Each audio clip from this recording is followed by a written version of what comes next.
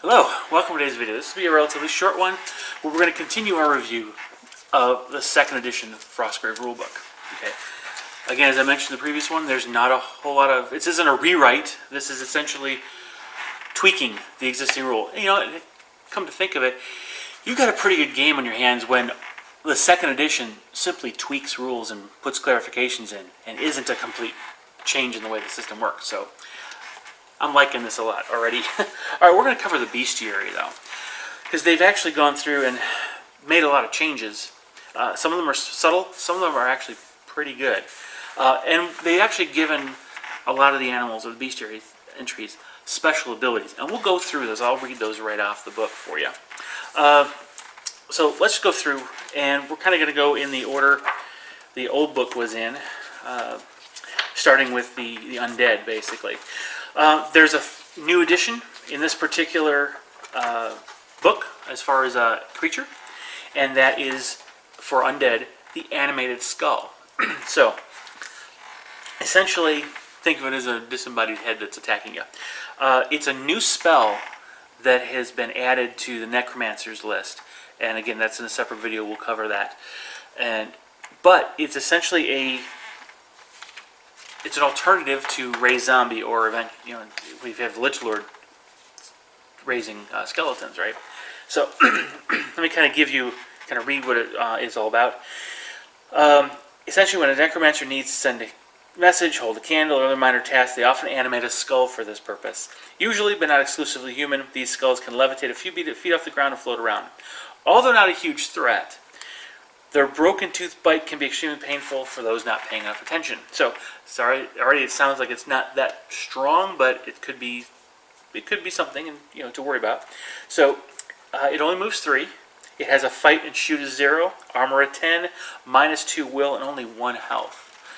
Now, it is undead and it does levitate, which means it ignores rough ground and can move up and down vertically without penalty. The thing is, think about this. It's a model that can go into combat and block your wizards, so basically can force combat for someone that's going to try to get to your wizard. It can block a doorway. Granted, it's only going to be for one phase, because unless you roll really good. I'd hate to be the guy on the receiving end of a crit from one of these things, but it's still it's a small creature that you can bring into the game that can disrupt the opponent's plans occasionally. So I think it's a pretty good thing. I do not believe it can. I don't think it says it, but I don't believe it should be able to carry treasure. Yeah, I don't know why. I don't know how it could. It's just a skull that's levitating, but it doesn't seem to say that it can't. Whereas most of the undead can. All right. So now an armored skeleton.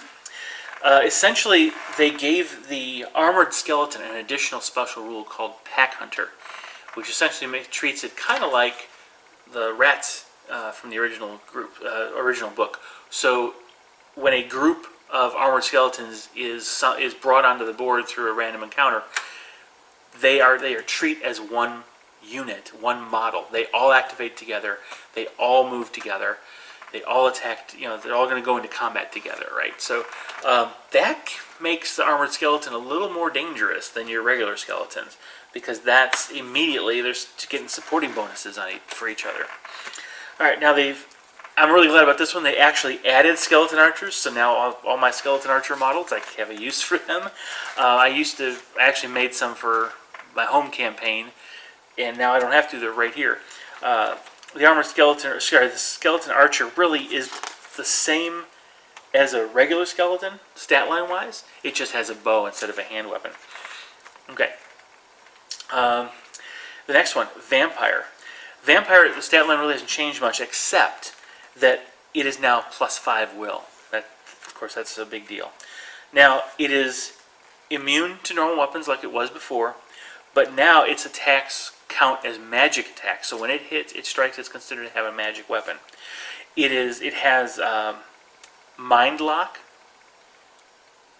True Sight, and of course it's undead. Mindlock basically means that it's a new ability. I'll go ahead and Mindlock means the creature is immune to mind control and immune to suggestion spells, right? But like I said, it's considered to have a magical attack. True Sight has been expanded a little bit here, and it not only allows you to see invisible, but it also ignores anything that has the beauty spell on it. Okay. When you go into combat with an illusionary soldier as well, it's immediately removed. You see right through it, so to speak. The Wraith it's now considered to be a magical attack, so it can hurt things that are only hit by magical or hurt by magical weapons. And this is a good thing because when you end up with the invulnerability spell on you, these things can still hurt you. Okay. Zombies are now +1 fight, which is an improvement over the last one. They're still only move 4. They still only have 6 health, but they're +1 fight now. All right. When it comes to the regular animals, now there's been a few changes here. Actually, quite a few. And so we'll go through them real quick. The boar, the bear. I can't read my writing. The bear. They added a separate. The stats are the same, but they added a new ability called Strong. Essentially, Strong is the +2 damage ability to it.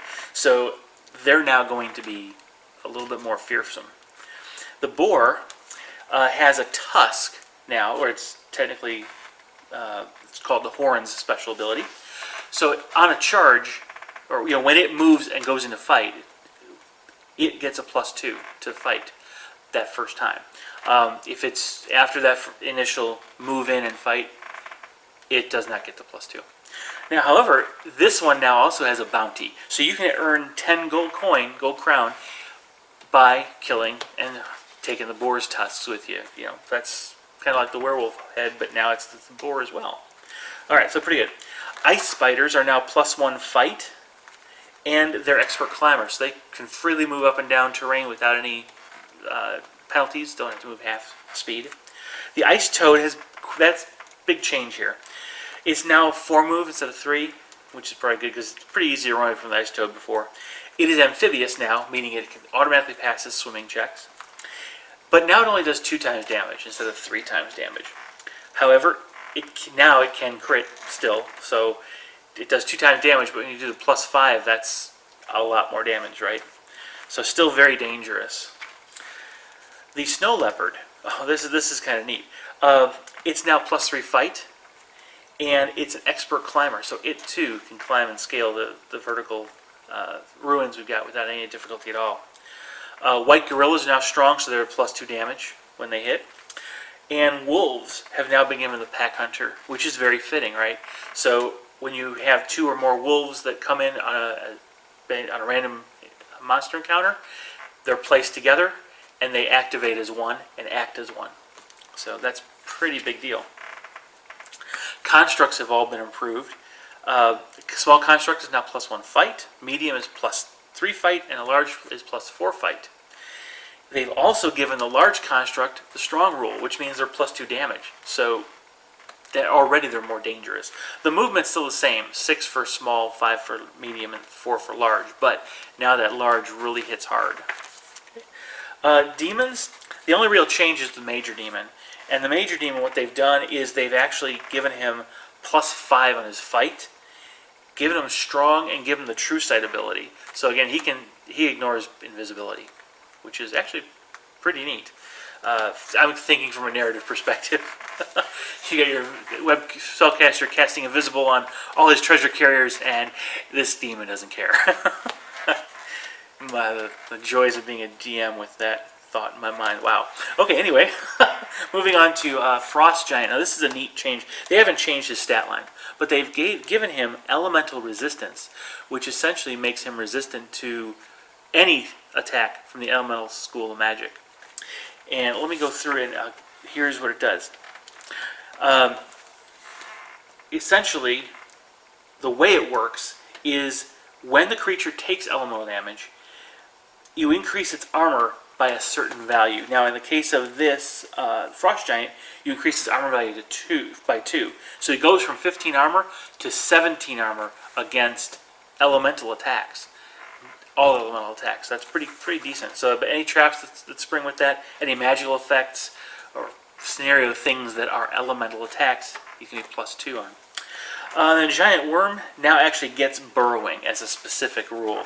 And the way burrowing reads is the creature can move through terrain as though it weren't there, provided it has enough movement to reach the other side. In other words, it can't end it in the middle of a solid piece of terrain.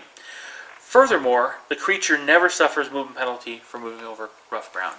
So it kind of makes sense, the giant worm, because it comes up from out of the ground and tries to eat your guys. So works out pretty well.